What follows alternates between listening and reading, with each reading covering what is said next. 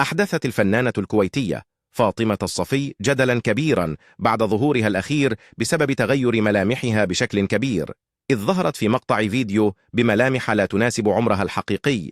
وعبر سناب شات كان الظهور الأول للفنانة الكويتية فاطمة الصفي بعد فترة طويلة من الغياب، وجاءت بوجه نحيف ويبدو عليه التعب الشديد، وهو ما أثار قلق الجمهور على حالتها الصحية، متسائلين عن سبب نحافتها اللافت للنظر. وحاولت الفنانة الكويتية الحفاظ على جمالها بوضع المكياج بشكل مفرط، لكنه لم يفلح في إخفاء ملامحها المتعبة.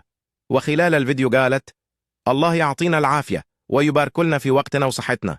وكانت فاطمة الصفي أعلنت في وقت سابق إصابتها بمرض السرطان وخضعت للعلاج الكيماوي، وبسبب آثاره القوية أصيبت بالعقم، الأمر الذي جعلها على حد تعبيرها لا تعبأ بكلام الناس، وغير نظرتها في العديد من الأمور الحياتية.